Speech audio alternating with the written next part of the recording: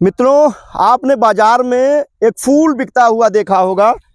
पूरी तरीके से ये जब कली से फूल बन जाता है तो गाढ़े पीले रंग का, येलो रंग का हो जाता है। लेकिन ये जब कली में के रूप में होता है तो ये सब्जियों के रूप में बाजार में बिकता है और इसका आमतौर पर फुटकर रेट जो है लगभग 50 रुपये का 250 ग्राम या 50 रुपये पाव होता है। इस लिहाज से अगर देखा जाए तो 200 रुपये प्रति किलोग्राम की दर से सब्जी बिकती है। ये बेहद ही स्वास्थ्यवर्धक होती है, बेहद ही फायदेमंद होती है मनुष्य के सेहत के लिहाज से। किन किन बीमारियों से बचाता है आइए जानते हैं।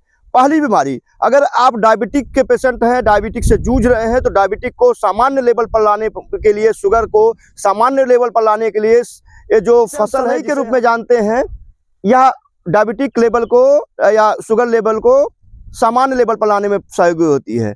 हाई ब्लड प्रेशर के मरीज हैं, उसको भी सामान्य लेवल पर लाने के लिए लाभदायक होती है। अगर आपको गैस बनी रहती है, गैस से परेशान रहते हैं, एलोपैथ और आयुर्वेद की दवाइयां खाकर परेशान हो चुके हैं, होम्योपैथिक की दवाई खाकर परेशान हो चुके हैं, तो सीजन में, सिर्फ सीजन में आप सप्ताह में 3 दिन इसकी सब्जियां खाइए, आपको गैस से काफ़ी राहत मिलने वाली है।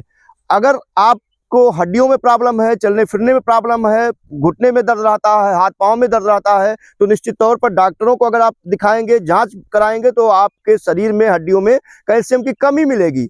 उस कैल्शियम के लेवल को भी सामान्य लेवल पर लाने में इसकी सब्जी काफ़ी फायदेमंद जैसी भवाया और जानलेवा बीमारियों से भी बचाने का काम करता है। मित्रों, अगर आपने सब्जी खाई है तो कौन से मसाले का उपयोग किया है, कैसे लगी सब्जी, इसकी बनाने की विधि क्या है, आप चाहें तो कमेंट बॉक्स में इसको बता सकते हैं। वैसे हम बता दें कि कच्चे सरसों का उपयोग, कच्चे खड़े मसाले का उपयोग करके बेहद ही लजीज और स्वास्थ्यवर्धक सब्जी बनाई जाती है, इसकी भुजिया बनाई जाती है।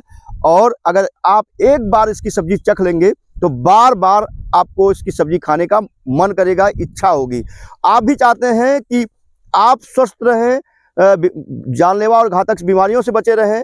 कुछ ऐसी बीमारियां जो ठीक नहीं होती हैं, जैसे शुगर और ब्लड प्रेशर की समस्या, उससे बचे रहें, तो आप इसको अपने खाने के रूटीन में शामिल करें।